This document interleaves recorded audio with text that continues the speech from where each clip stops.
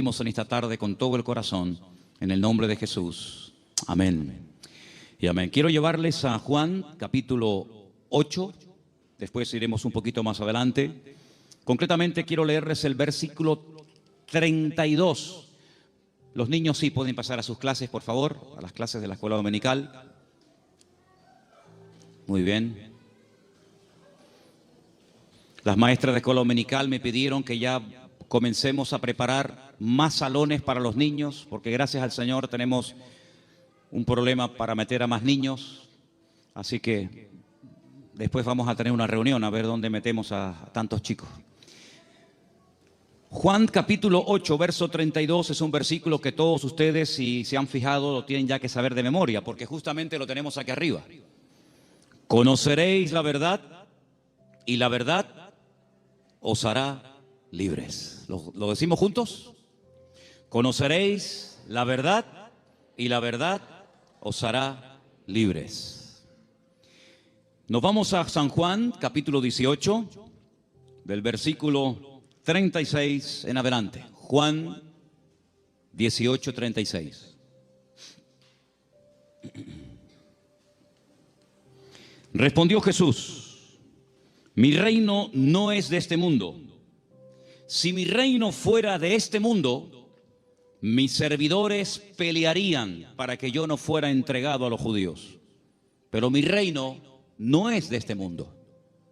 Le dijo entonces Pilato: luego, ¿tú eres rey? Respondió Jesús: tú dices que yo soy rey. Yo para esto he nacido y para esto he venido al mundo, para dar testimonio a la verdad.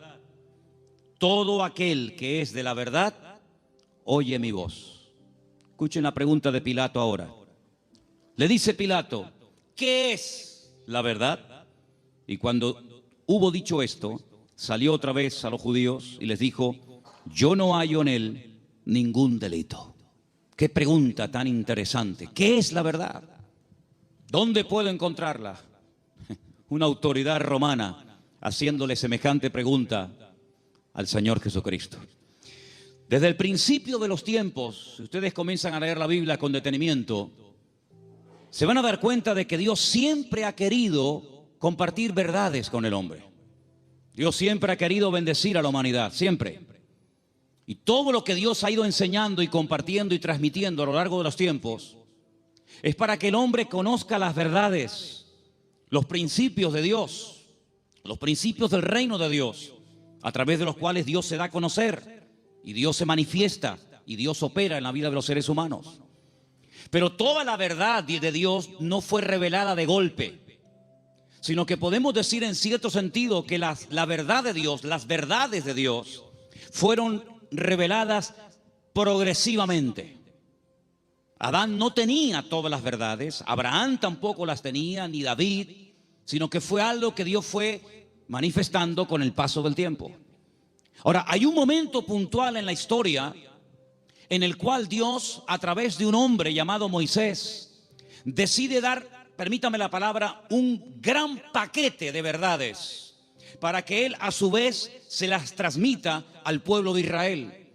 Y ese paquete de verdades, ese montón de grandes enseñanzas e instrucciones verídicas de parte de Dios, la conocemos con el nombre de la Torá, o la ley de Moisés, el Jumash, el Pentateuco, los primeros 5 libros de la Biblia, donde ustedes pueden encontrar instrucciones y verdades que se pueden aplicar a la familia, a la economía, a la agricultura, al comercio exterior, a las relaciones entre seres humanos, etcétera, etcétera. Total, 613 mandamientos, 613 verdades que Dios transmite al pueblo de Israel, y a su vez el pueblo tenía la obligación de transmitirlas al mundo, porque Israel tenía que ser en aquel tiempo la luz en medio de la oscuridad donde estaban las naciones que le rodeaban. Pero sin embargo, cuando vamos al Nuevo Testamento, al Nuevo Pacto, encontramos que la verdad en sí misma, ese concepto que decimos, bueno, la verdad, ¿dónde está? ¿Se puede medir? ¿Se puede pesar? ¿Se puede enseñar? Ese concepto de la verdad se encarna, se humaniza en la persona de Jesús. Él llega a decir un día en una conversación muy interesante que mantiene con sus discípulos, si la quieren conocer, está en Juan capítulo 14, donde él observa a sus discípulos después de haberles anunciado que se va a marchar, que tiene que volver a la presencia del Padre. Pues él dice que los nota tristes y les dice: miren, no se turben, no se preocupen, no se turbe vuestro corazón. Si creen en Dios, crean también en mí. En la casa de mi Padre muchas moradas hay. Si así no fuera, yo os lo hubiera dicho. Yo simplemente lo que voy a hacer es, voy a ir a preparar un lugar para que donde yo estoy, vosotros también estéis conmigo. Y ustedes saben a dónde voy, sabéis el camino. Y en ese momento le interrumpe un discípulo, Tomás, y le dice: Señor, no sabemos a dónde te vas. No tenemos ni idea de lo que nos estás diciendo. ¿Que te vas a dónde? Si no sabemos a dónde vas, ¿cómo vamos a saber el camino? Y es entonces cuando el Señor le responde ese versículo que todo creyente prácticamente sabe de memoria, aunque lleve 3 días leyendo la Biblia, Juan 14:6, que dice: yo soy el camino, yo soy la verdad y yo soy la vida. ¿Cuántos dicen amén? Un versículo realmente extraordinario. Ahora, hay 300, lo tengo aquí apuntado, 317 versículos en toda la Biblia donde aparece la palabra verdad. La palabra verdad aparece en el Antiguo Testamento, aparece en el Nuevo Testamento. Es el deseo de Dios que el hombre conozca la verdad. Y la palabra verdad en hebreo se pronuncia emet. Y vamos a ponerla ahí para que ustedes vean cómo se escribe en hebreo la palabra, porque quiero explicarles rápidamente algo muy interesante acerca de esta palabra. La palabra emet se forma con esas 3 letras. La letra, tienen que leer de izquierda a derecha, ¿sí? La alef, la letra men y la letra tav. La letra alef es la primera del alfabeto hebreo. La letra tav es la última y la letra men es la del centro. Y digamos que se hace como una especie de trípode, ¿verdad? Con esas 3 letras se forma la palabra verdad, y de esa palabra salen múltiples combinaciones de todas palabras relacionadas, entroncadas con la palabra verdad, todas, por cierto, muy interesantes. Ahora, déjenme que les comparta algo acerca de la verdad. Cuando vamos a la palabra de Dios, encontramos que todo lo que uno hace en la vida tiene efectos a corto y a largo plazo. Si tú robas algo de alguien, puede ser que termines en la cárcel porque alguien te denuncia. Si tú golpeas a una persona, puede ser que te denuncie y tengas que presentarte delante de un juez. Si tú compras un coche, puede ser que te salga bueno o te salga malo. Es decir, todo efecto, todo lo que hacemos en la vida puede tener efectos positivos o negativos. Si analizamos fríamente a la luz de la palabra de Dios, ¿qué es lo que produce en el hombre? ¿Qué efectos positivos produce en el hombre la verdad? Es increíble. Lo primero que produce la verdad en la vida de la persona, como leemos aquí arriba, es libertad. Pero claro, uno tiene que decir o preguntarse, ¿libertad de qué? Cuando Jesús pronunció esta famosa frase, conoceréis la verdad y la verdad os hará libres, Él la pronunció en un contexto cultural y social completamente diferente al que tú y yo vivimos hoy en día.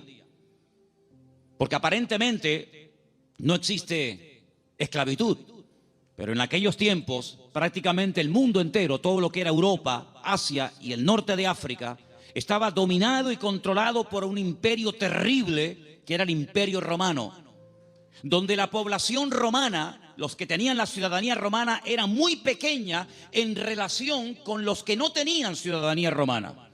Había millones y millones de seres humanos que estaban privados de libertad, es decir, eran esclavos. Claro, ya lo dije en una ocasión, no todos los esclavos tenían la misma posición. Había esclavos que tenían una libertad que otros no tenían, pero igualmente eran esclavos. No tenían derecho a paro, ni jubilación, ni vacaciones, ni descanso, nada que ver. Y cuando el Señor, en ese contexto de opresión, en ese contexto de abuso, en ese contexto donde no hay derechos, donde no hay beneficios de ningún tipo, pronuncia la palabra libertad, tuvo que causar un impacto tremendo, porque era el sueño de todo esclavo, poder algún día llegar a ser libre. La libertad que el Señor ofrece en su palabra no está basada en una libertad temporal, no está basada en una libertad que yo he podido comprar con dinero. ¿Se acuerdan ustedes cuando un día fueron a azotar a Pablo? Él dijo, yo soy ciudadano romano. Los ciudadanos romanos tenían derecho a ser juzgados previamente antes de ser condenados. Así que ándate con ojo qué es lo que vas a hacer, porque yo soy ciudadano romano y tú me quieres dar una paliza con el látigo, sabes que no lo puedes hacer. Dice que tuvieron temor. Y el centurión, la persona que lo iba a castigar, le dice, yo con una gran suma de dinero obtuve la ciudadanía. ¿Y tú de dónde tienes la ciudadanía romana? Dice, yo la tengo desde la cuna, porque él fue ciudadano romano desde su nacimiento.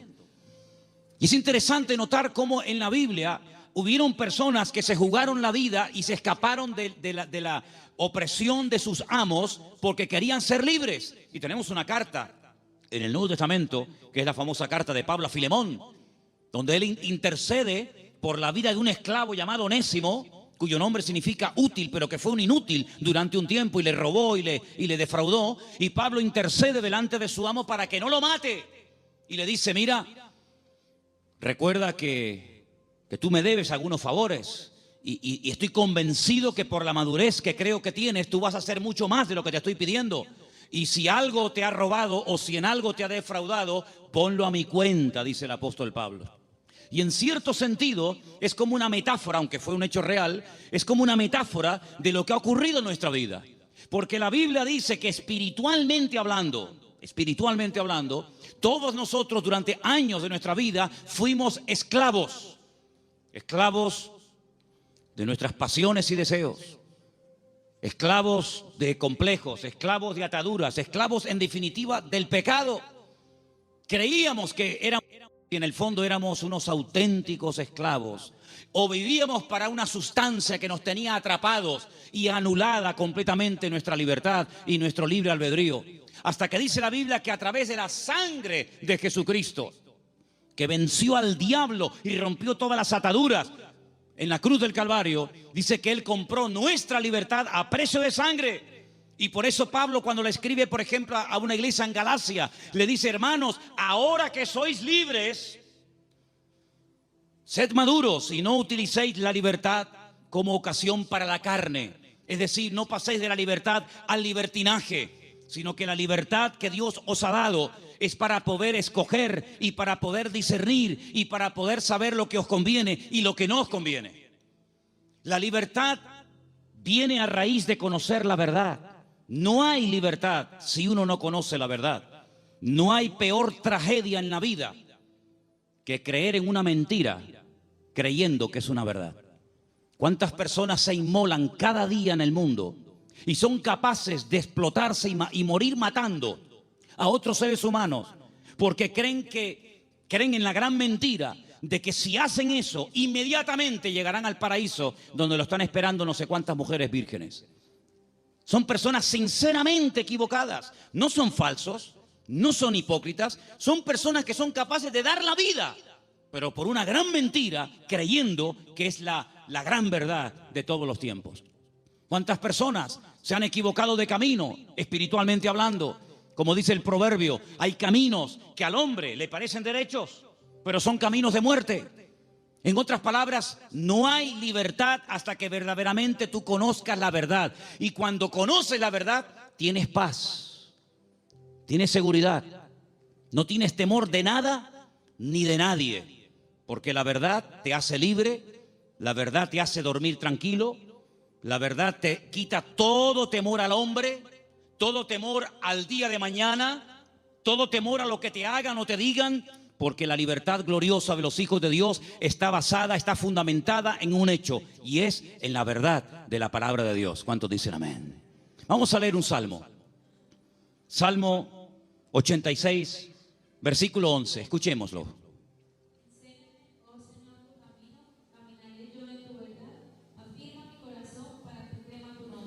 El salmista le pide al Señor, enséñame, muéstrame el camino, para que yo pueda andar en ese camino, que dicho sea de paso, es un camino basado en la verdad.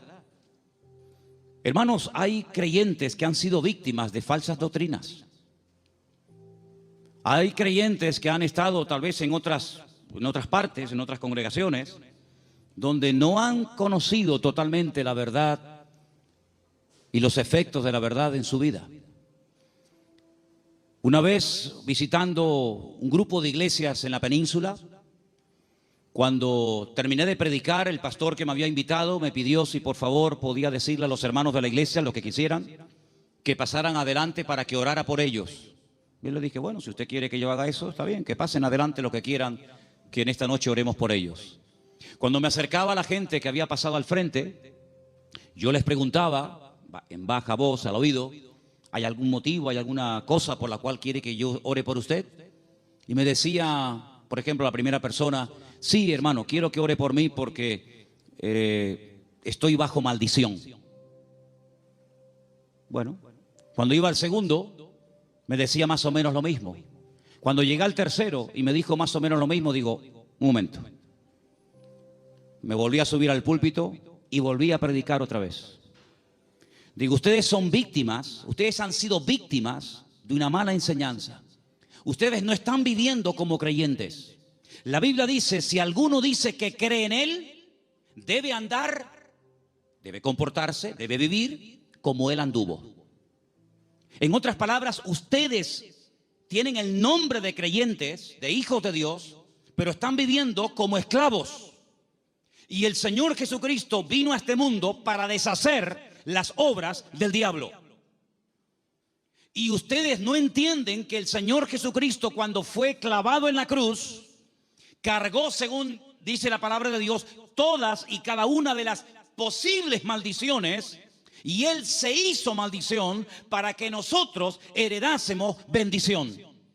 Por lo tanto, ustedes están agarrándose a conceptos distorsionados y equivocados, y esa ignorancia es la que está haciendo que ustedes no vivan bien, no coman bien y no disfruten de la vida gloriosa de un hijo de Dios. Y cuando ellos recibieron esta enseñanza en esa noche y en otros días, ellos comenzaron a darse cuenta de que habían estado atrapados y habían estado esclavizados de mentiras que no sé quién se las enseñó, pero que ellos la abrazaron y la creyeron, interiorizaron esas mentiras, y si la verdad nos hace libres, la mentira nos hace esclavos. Por eso es muy importante, como decía el salmista, Señor, enséñame tu camino, enséñame las verdades de tu palabra para que yo pueda caminar por ellas. Leía en el día de hoy un libro que a mí sinceramente me apasiona, es uno de mis libros favoritos de lo que llamamos el Antiguo Testamento, el libro de Daniel. Hay un momento en el que Daniel ora al Señor pidiendo perdón por los pecados de la nación, sabiendo que el tiempo de la liberación del cautiverio en Babilonia se ha cumplido. Y hay un momento en el que él ora y dice las siguientes palabras. Escúchenlas, por favor, del libro de Daniel. Después les digo dónde estamos leyendo.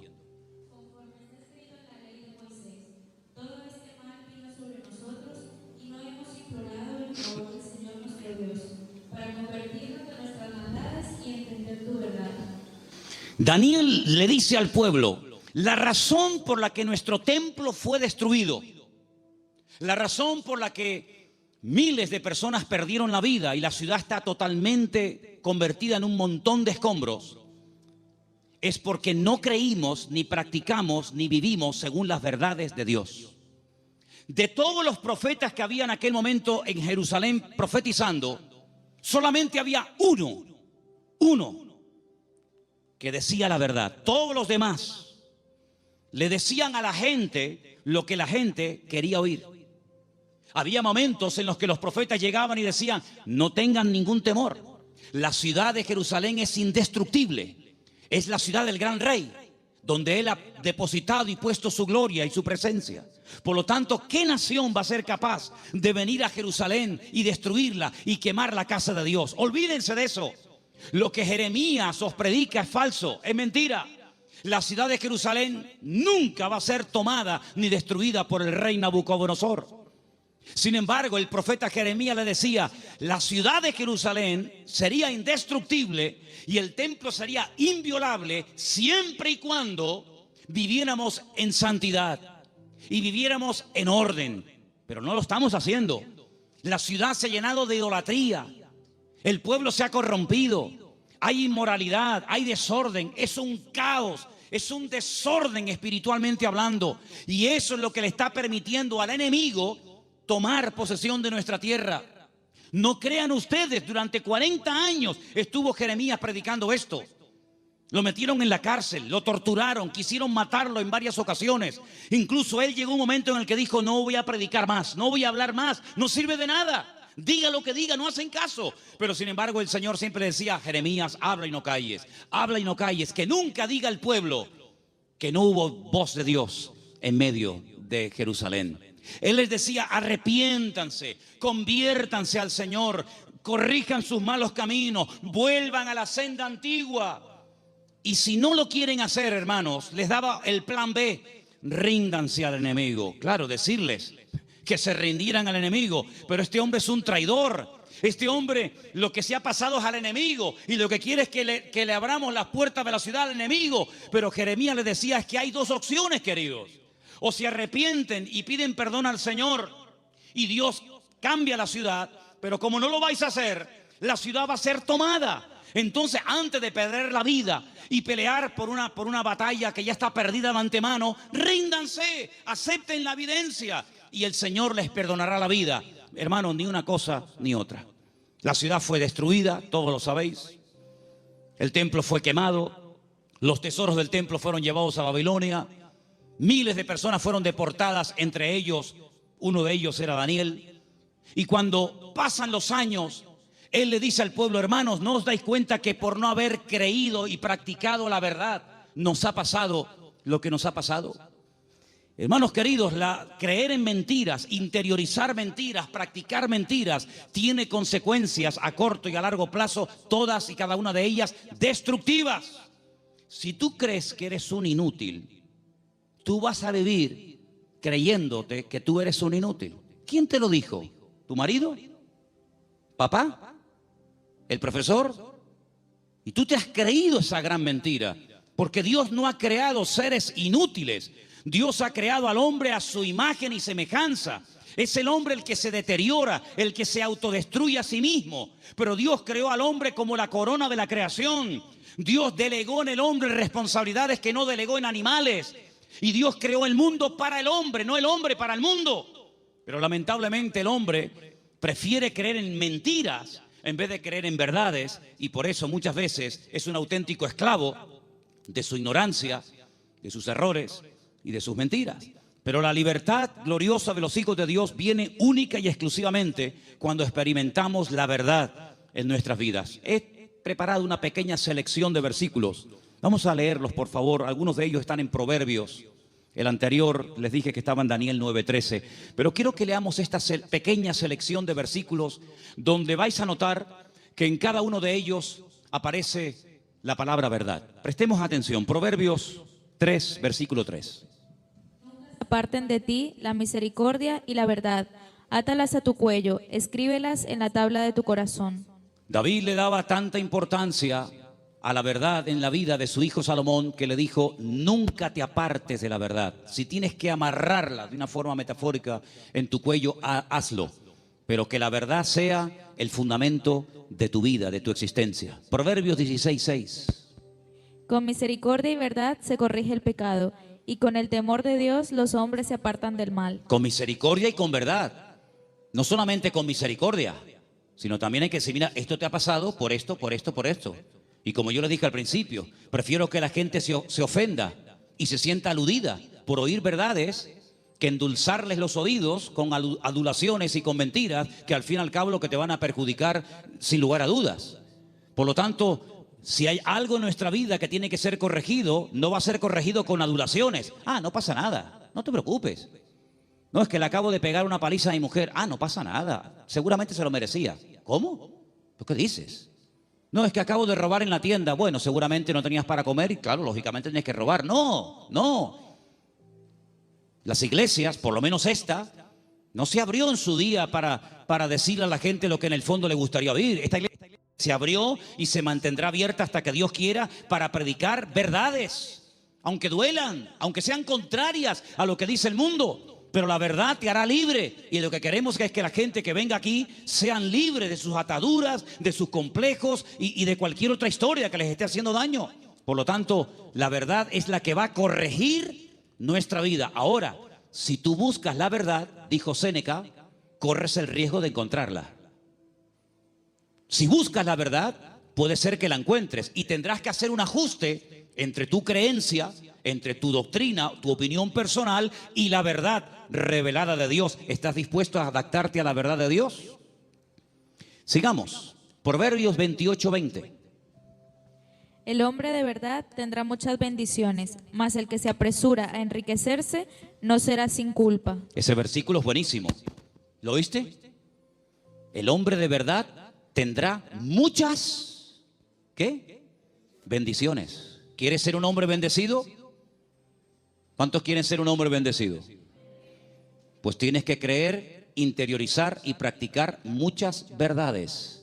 Y cada una de ellas traerá una bendición para tu vida, sin lugar a dudas. Nos vamos a la carta de Pablo a los Gálatas, capítulo 2, verso 14. Y dice así: Pero cuando vi que no andaban rectamente conforme a la verdad del Evangelio, dije a Pedro, delante de todos, si tú, siendo judío, vives como los gentiles y no como judío, ¿por qué obligas a los gentiles a judaizar? Pedro pasó un tiempo con el apóstol Pablo y se comportaba de una forma, y cuando vinieron judíos desde Jerusalén, se comportaba de otra. Y Pablo observó que delante de unas personas se comportaba de una manera, y cuando esas personas no estaban, se comportaba de otra. Y Pablo dijo, no estás actuando conforme a la verdad. El creyente es igual dentro de la iglesia que fuera. Es igual en lo privado que en lo público. Por la mañana o por la noche, da igual. No es que es un disfraz que me pongo para venir aquí y pongo cara de santurrón y de bueno y luego en la calle soy un demonio en mi casa. No.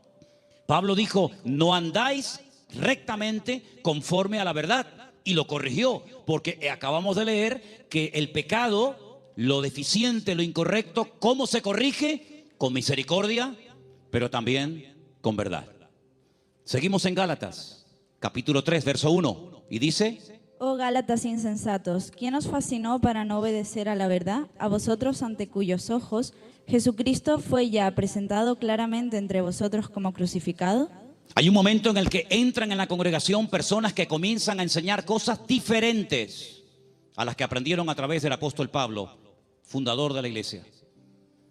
Le llega la noticia al apóstol Pablo y les escribe una carta y les dice, pero ¿por qué no estáis obedeciendo a la verdad? Luego, la verdad no es simplemente para decir estoy de acuerdo con ella, sino es para obedecerla.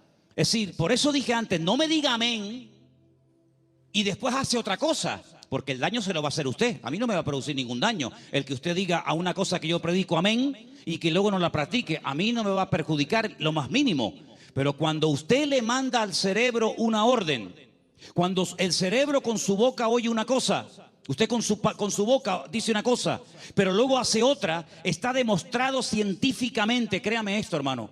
Cuando usted con sus palabras dice una cosa, pero hace otra, usted está enfermando su mente. ¿Qué le parece? Últimamente se han hecho experimentos en este sentido y se han preguntado muchos médicos y muchos doctores y muchos científicos, ¿cómo es posible que haya gente que aparentemente le tiene que ir bien en la vida, que tienen buenos trabajos, buenos coches, buena ropa, buena casa, etcétera, etcétera, y están como perturbados, están como hay un conflicto en su mente, y llegaron a la conclusión de que cuando una persona con la boca dice una cosa, pero luego hace otra, está envenenando su cerebro.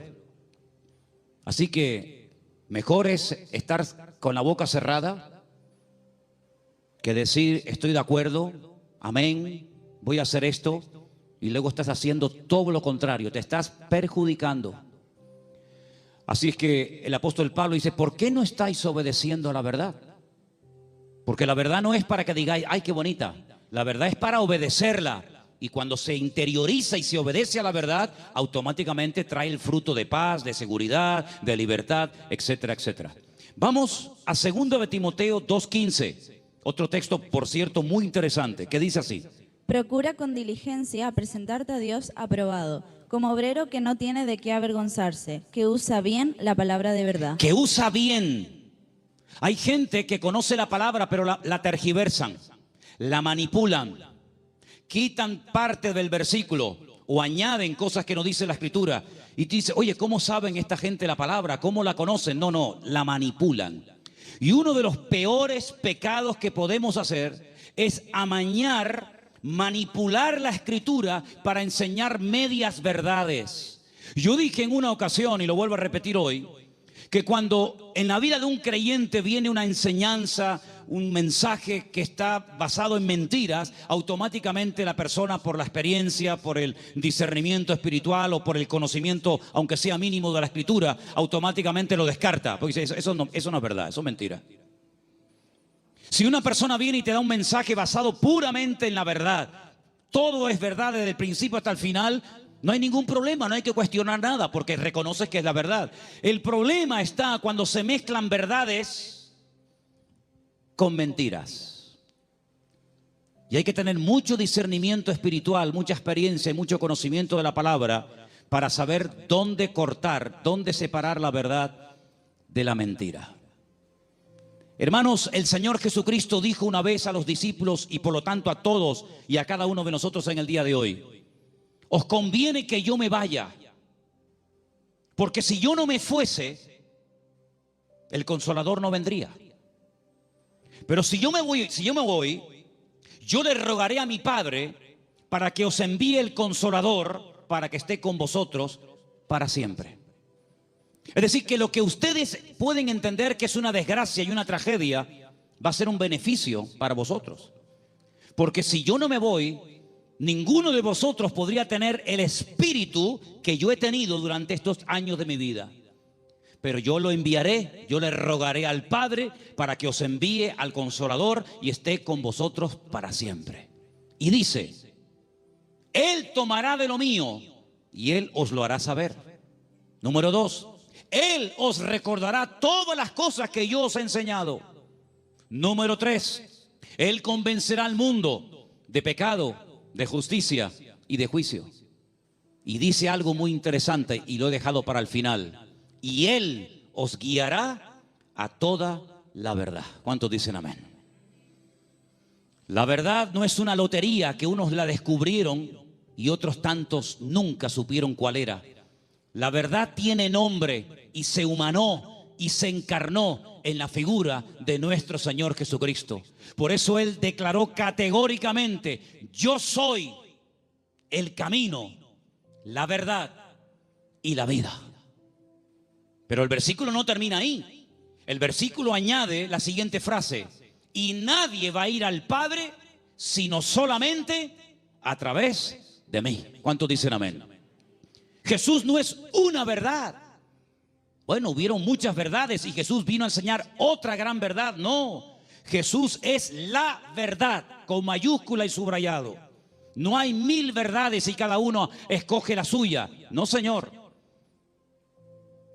Hay una verdad revelada en la palabra, manifestada en la persona de Jesucristo. Y si prestaron ustedes atención a la lectura que esta tarde se leía, hay un momento en el que en el discurso de Pablo, que se leyó esta tarde en el Areópago en Grecia, él dijo: hay un momento en el que Dios pasó por alto la ignorancia de las naciones. Pero Dios ha establecido que a través de su Hijo, el que a Él ha escogido, algún día, cuando Él lo tenga determinado, juzgará a todas las naciones de la tierra, y por aquel varón que Él levantó y constituyó, juzgará a todas las naciones de la tierra. Es decir, hay un momento en el que pudimos ser ignorantes, pero ya no somos ignorantes, ni queremos seguir siendo ignorantes. ¿Amén, hermanos? Ahora queremos aprender las verdades.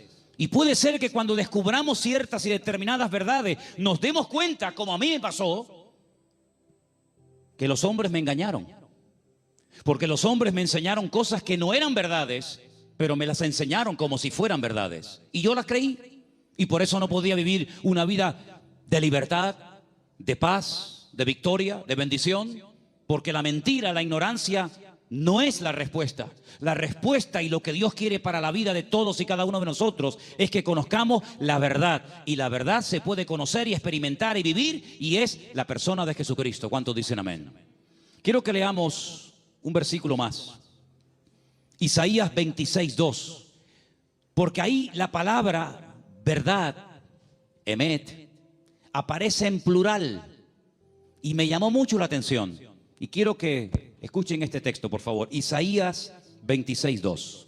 Abrid las puertas y entrará la gente justa, guardadora de verdades. Guardadora de verdades.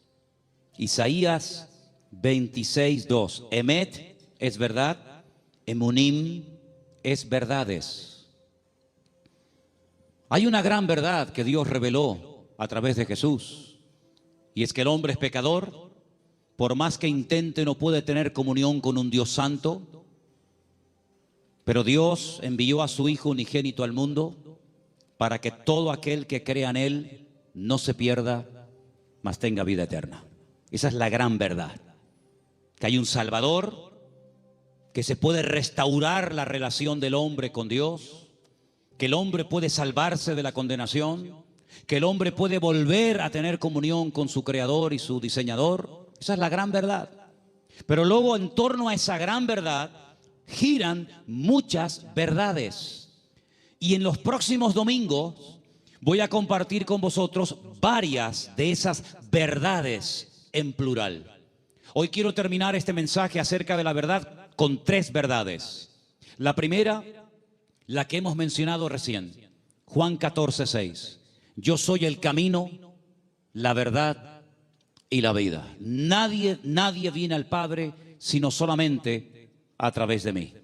Eso quiere decir que la ignorancia nos salva, que la religión no es lo que Dios ha provisto para la raza humana para que pueda volver a conectarse con Dios, sino que hay un camino y hay la verdad revelada y hay una vida que se manifiesta a través del Señor Jesucristo. Eso es una gran verdad. La segunda verdad que quiero compartir con vosotros, podría darte más de 150 versículos, pero solamente para los que toman nota les doy Mateo 23:19, donde dice que Él volverá otra vez a este mundo. ¿Cuántos dicen amén? Algunos dirán, ¿Jesucristo volverá otra vez aquí? ¿Sí? ¿No lo sabías? No, yo tenía pensado que Jesucristo ya nació y murió y bueno, dicen que resucitó y ascendió a la gloria, a la diestra de Dios Padre, pero no había oído que volverá. Bueno, pues si no lo has oído no es problema mío. Pero la Biblia dice en más de 150 ocasiones que Él volverá. Y en esta ocasión no pasará desapercibida su venida, como pasó en la primera venida, que había nacido en un pequeño pueblo de Judea, en el sur de Israel, llamado Betlehem, la casa del pan o Belén.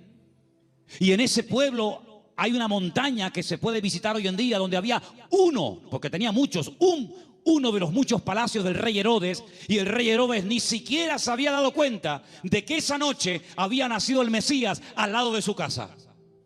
Y de repente vienen unos señores de lejanas tierras haciendo una pregunta muy interesante. ¿Dónde está el rey de los judíos? Porque su estrella hemos visto en el oriente y venimos a adorarle. Y le están hablando a un rey, pero que realmente es un títere.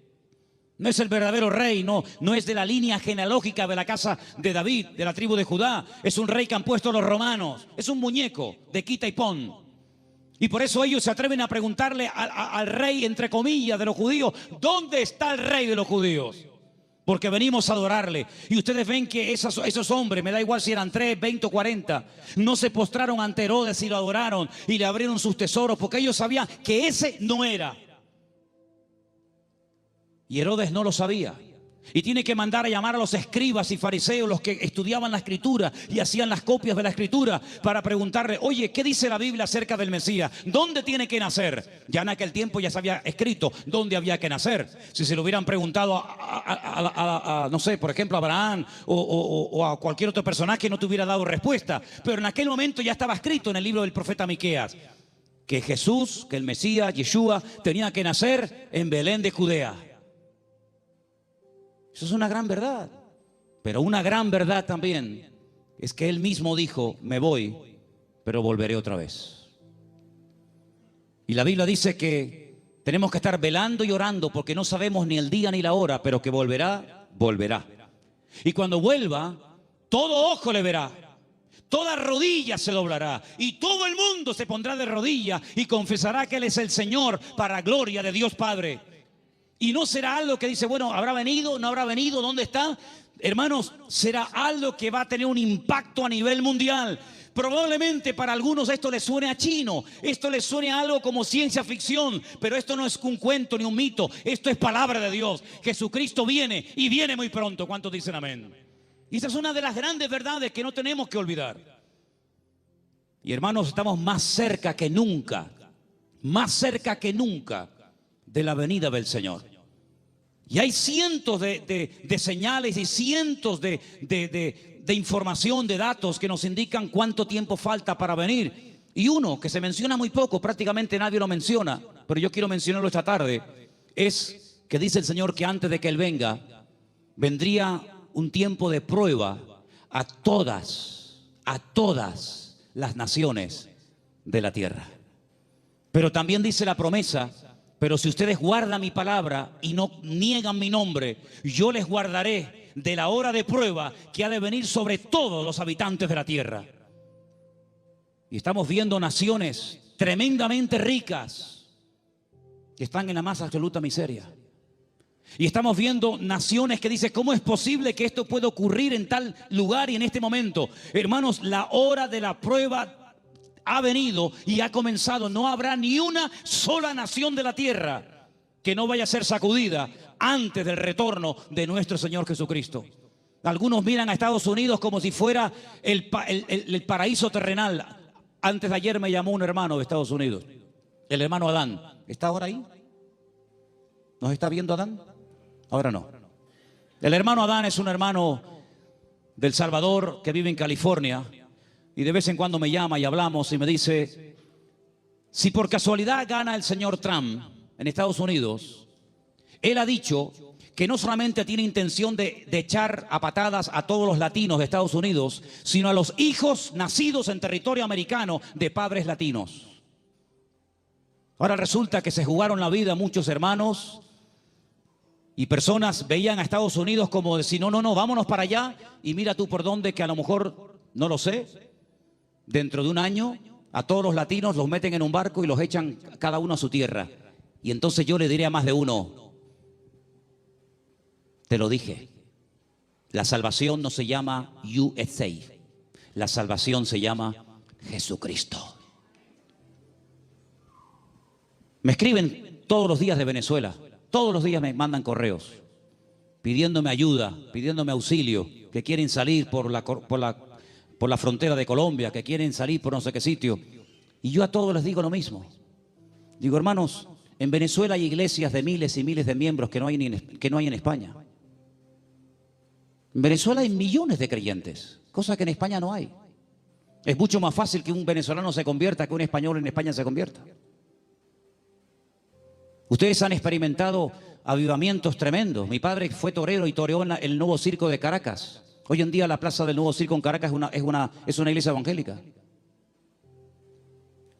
Aquí jamás hemos visto una plaza de toros llena de creyentes. Bueno, hace unos años hicimos unos cultos aquí en la plaza de toros, pero lógicamente no se llenó. Pero siempre le digo a todo el mundo: Dios, ¿dónde es más poderoso? ¿Dónde Dios tiene más poder? ¿Dónde Dios actúa más poderosamente? ¿Dónde es más grande? ¿En Corea? ¿Donde está la iglesia más grande del mundo? ¿Más de 1,5 millones de habitantes, de miembros? ¿En Estados Unidos? ¿En Europa? ¿En Brasil? ¿Dónde Dios es más grande? En todas partes, hermano. ¿Sí o no? En todas partes nuestro Dios es grande. La Biblia dice: entra en tu aposento y tu Padre que te ve en lo secreto te recompensará en público. Eso lo dice la Biblia. Y se lo dice al español, al latino, al americano, al japonés, al chino y a todo el mundo. No nos podemos mover de un lugar a otro a menos que Dios nos diga: muévase. Abraham se fue a Egipto cuando había crisis económica en Canaán, y él se fue a Egipto a buscar trabajo, a buscar comida, comida para los animales y para su familia, a buscar agua para sus ovejas. Y cuando años más tarde su hijo Isaac lo quiere hacer, Dios lo para y le dice: no se mueva usted de aquí. Pero Señor, no hay agua para mis ovejas, se me van a morir todas. No hay comida, no hay nada. ¿Dónde vivía Isaac en aquel momento, hermanos? En Beersheba. en la ciudad del Negev, en el sur de Israel, un calor terrible, arena y nada más que arena. En Egipto siempre había agua, siempre había posibilidades, siempre había comida, siempre había de todo. Y el Señor le dice a Isaac, este año tienes que sembrar tu semilla en medio del desierto. Yo no sé si hay aquí algún agricultor, alguien que entienda de campo, pero si usted siembra semillas en el desierto, me da la impresión de que no va a cosechar una buena cosecha. No sé, me da la impresión de que no. Pues dice la Biblia que al año siguiente, cuando llegó el tiempo de la cosecha, Isaac cosechó a 100 por 1. Es decir, siembro una semilla y recojo 100 por cada una que he sembrado. Una desproporción increíble. Los filisteos vinieron y le dijeron, queremos hacer un pacto contigo. Y le dice Isaac, ¿ahora quieren hacer un pacto conmigo? Primero me echan, me amargan la vida y ahora quieren hacer un pacto conmigo. Pero es que la bendición de Dios siempre despierta envidia. Y los filisteos se dieron cuenta de que los pozos que él había heredado de su padre, estos por un acto de maldad le tiraban tierra y piedras y lo querían taponar, pero sin embargo abrían otro lugar y descubría agua y en otro y en otro. Y era imposible frenar y era imposible impedir que la bendición de Dios estuviera con Isaac. Y por eso ellos tienen que reconocer que este hombre tiene que tener la bendición de Dios, porque no es normal, es antinatural que un hombre siembre semillas en el desierto y tenga más cosecha que nosotros que hemos sembrado en buena tierra. Esto no es normal, esto no tiene lógica ninguna. Es que las cosas de Dios muchas veces no tienen lógica, es cuestión de fe, porque andamos por fe y no por vista. ¿Cuántos dicen amén? Entonces, hermanos, la gran verdad de todo esto, ¿cuál es? Busquen a Dios. Busquen a Dios donde quiera que se encuentren. Me da igual si es en Egipto, me da igual si es en Venezuela, me da igual si es en África, me da igual. Nosotros hemos ido a África unas cuantas veces, Armando lo sabe, y Luis también, que vino conmigo. Y hemos visto hermanos en África que tal vez materialmente no tienen ni la 10ª parte de lo que tú y yo tenemos hoy por hoy, pero la bendición que esa gente tiene en el Señor, jamás en mi vida la he visto en este país, a pesar de que somos del primer mundo. Porque muchas veces confundimos el tener con ser. Y parece que cuando uno tiene, pues, bueno, pues estoy bendecido. Yo les prediqué hace poco acerca del Salmo 37 y les dije, hay 2 tipos de prosperidad en la Biblia. Una visible, que es la que nos llama la atención, y otra que no se ve, pero que muchas veces es la genuina. Una que consiste en tener y otra que consiste en ser. Y el Señor nos está enseñando en estos tiempos, a ti y a mí, a ver si nos damos cuenta de una vez, que lo que tenemos que buscar es a Dios, que no hay que buscar trabajo, que no hay que buscar prosperidad, lo que hay que buscar es al Señor, porque buscando al Señor todo lo demás viene por añadidura. Y llevo 35 años predicando esto, y algunos lo hacen y otros todavía lo cuestionan, pero yo te digo, la Biblia dice, buscad primeramente el reino de Dios y su justicia, y todo lo demás vendrá por añadidura. Y uno dice, bueno, y si yo quiero estudiar y saber qué es todo lo demás, el mismo pasaje te lo dice. Jesús se para con sus discípulos y dice, vamos a ver, la gente del mundo, ¿qué busca sinceramente? La gente que no se congrega, ¿qué es lo que buscan? Bueno, pues buscan un buen trabajo para tener una buena casa, un buen coche si puede ser, buena ropa, poder viajar y tener vacaciones, y si me puedo comprar el ordenador de último modelo me lo compro, y si puedo. Esa es la meta de la gente del mundo, tener cosas a través de su esfuerzo de trabajo. Muy bien. Dice, pero vosotros no podéis vivir así. Ustedes lo que tienen que hacer es no preocuparse por qué voy a comer mañana, no preocuparse por lo que me voy a poner mañana de ropa. Ese estilo de vida es el estilo de vida de los gentiles, de los que no me conocen a mí.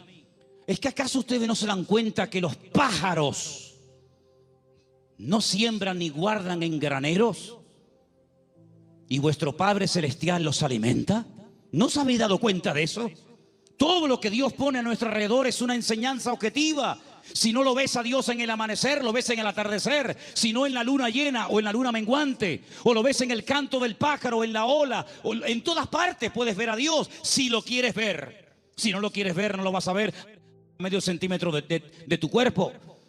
Por lo tanto, el Señor dice, mire, los árboles, los pájaros no siembran ni ciegan y Dios los alimenta. ¿Cuánto más a vosotros, hombres de poca fe? ¿Qué reprimenda les está echando el Señor? ¿Qué te crees? ¿Que por trabajar más vas a ganar más? Tú vas a ganar lo que Dios quiere que ganes. Ni un centavo más, ni un centavo menos. Ya es tiempo de dejarle a Dios que organice nuestro tiempo, que organice nuestro presente, que organice nuestro futuro. Es tiempo de que te comportes como un cristiano. Y un cristiano depende del Señor absolutamente para todo. Desde el aire que respira, desde el agua que toma, de la comida que come, absolutamente para todo. Para que Dios sea glorificado en cada una de las cosas. Esa es la vida que Cristo nos enseña. Y por eso muchas veces me han preguntado: Manolo, ¿por qué en la Biblia se veía tantos milagros con los cristianos?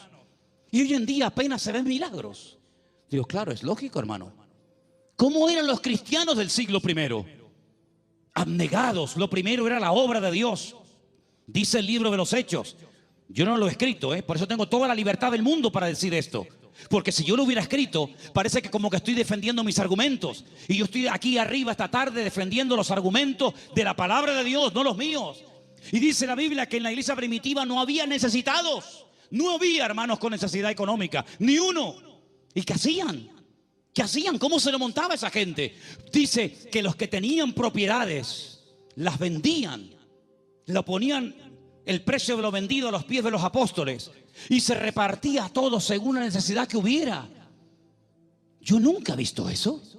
Yo jamás en mi vida he visto eso. Que la gente se desprenda de su patrimonio para ayudar a hermanos que no tienen para comer o para pagar la luz. Yo nunca en mi vida he visto eso. Por eso en la iglesia primitiva se veían cosas que hoy en día no se ven. Dios no ha cambiado. El evangelio no ha cambiado. Las verdades de Dios son inmutables. Pero he guardado para el final un versículo que fue el versículo que yo utilicé el día 31 de mayo de 1981, cuando a las 6 de la tarde en la calle Galileo 40 en Las Palmas de Gran Canaria yo me graduaba después de 3 años en el seminario. Este fue el texto que yo usé esa tarde cuando yo predicaba y se encuentra en Números 23, 19. Quiero que me lo pongas ahí para que lo leamos todos juntos. Ese fue el texto del primer mensaje que yo prediqué cuando me gradué de aquel seminario. Y al día siguiente, en junio, ya estaba aquí viviendo en Tenerife con 19 años de edad. Ya ha llovido algo. Dios no es hombre para que mienta, ni hijo de hombre para que se arrepienta. Él dijo y no hará, habló y no ejecutará. Quiero oírles, hermanos, léalo conmigo. Dios no es hombre para que mienta, ni hijo de hombre para que se arrepienta. Él dijo y no hará, habló y no ejecutará. Números 23, 19. Hay algo que Dios no puede hacer. ¿Saben lo que es? Mentir. Dios no puede mentir, porque Dios es veraz. No puede decir mentiras. ¿Tú dices mentiras? ¿Has dicho mentiras? Claro que sí, y yo también. Pero Dios no puede mentir. ¿Sabes la seguridad que nos da a nosotros hoy en el siglo XXI? Saber que el Dios que tenemos no miente. Es impresionante. Eso quiere decir que si Él dijo en su palabra que estará conmigo todos los días, estará conmigo todos los días. Eso quiere decir que nada me faltará si yo estoy en la mano del Señor y dependo totalmente del Señor.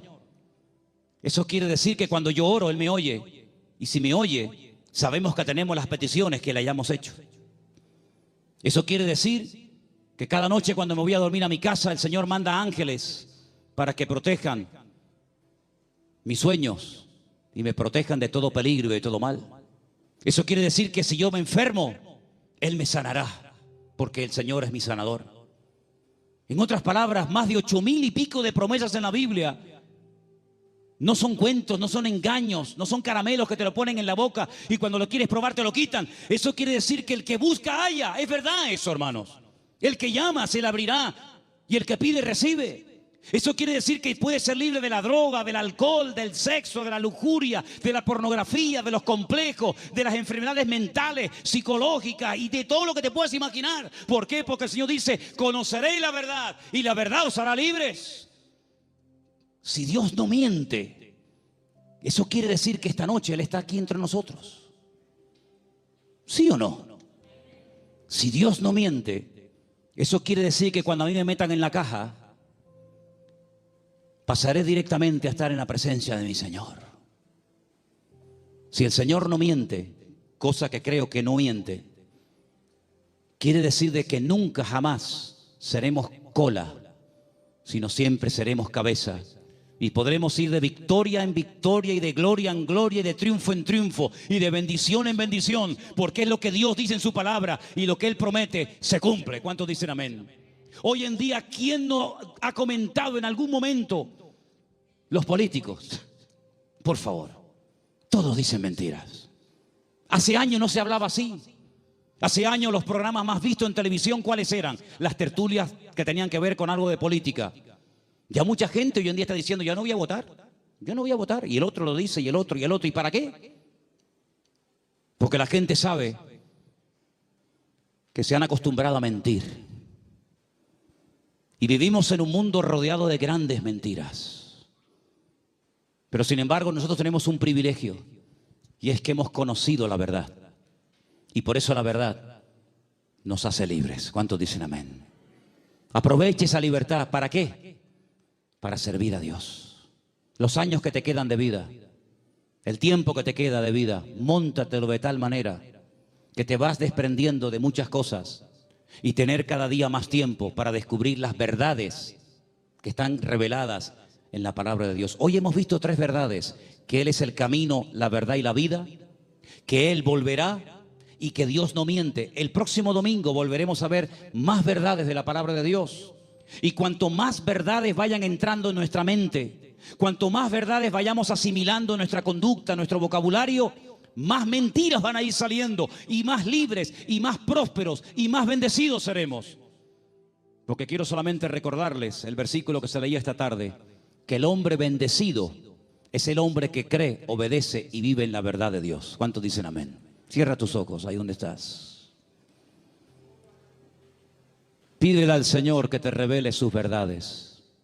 Pídele al Señor: muéstrame tus verdades, Señor. Muéstrame las grandes verdades de tu palabra, para que yo pueda conocerlas y vivirlas en mi vida, y pueda con tu ayuda y con tu bendición vivir una vida sobrenatural. Aleluya. Gracias, Padre. Gracias, Señor. Hay gente que se ha pegado toda la vida buscando experiencias. Han viajado, han leído libros, han estado en diferentes grupos y lugares buscando, buscando y buscando. El Señor dice: venid a mí, los sedientos, y el que cree en mí correrán de su interior ríos de agua viva. Cristo es la verdad, la Biblia es la verdad, el Evangelio de Jesucristo es el Evangelio de la verdad. Así que si estás buscando la verdad, acepta, recibe a Cristo en tu corazón. Después congrégate a donde quieras. Si te gusta aquí, amén. Si quieres ir más allá, donde tú quieras. Solamente te pido que si en esta tarde hay alguien entre nosotros buscando la verdad se llama Jesús. La verdad tiene nombre y es el Señor, el Maestro, el Rey de Reyes y el Señor de los Señores. Él es la verdad. Fuera del Señor no me interesa saber nada.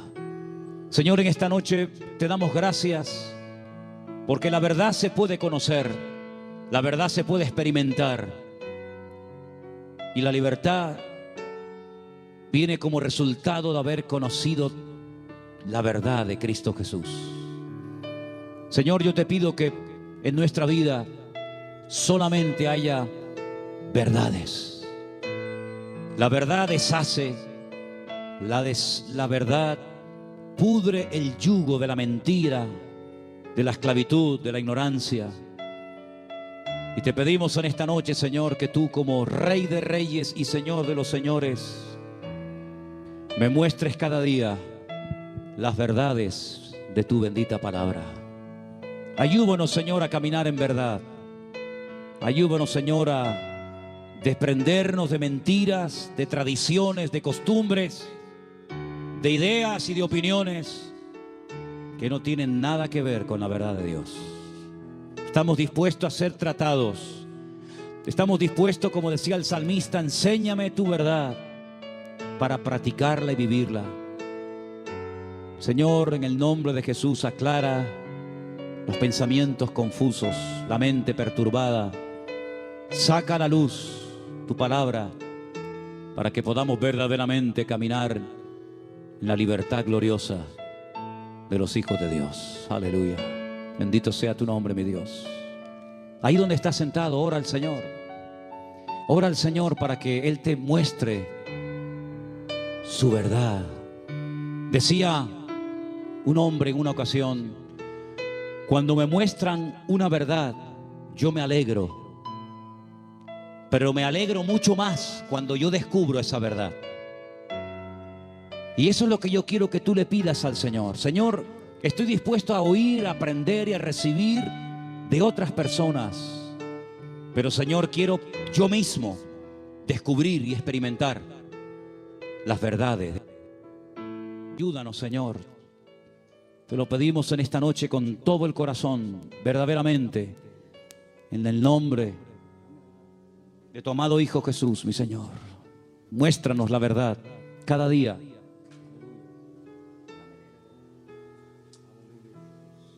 Te adoramos en esta tarde, Señor. Quiero que ores por la persona que está a tu lado. Si es conocido, tu marido, tu esposa, un hermano, no sé. Tómalo por la mano. Quiero que hagas una oración por él. Bendícelo. Hola. Abrí la guitarra del canal de Manolo. El canal de Manolo y pon el efecto.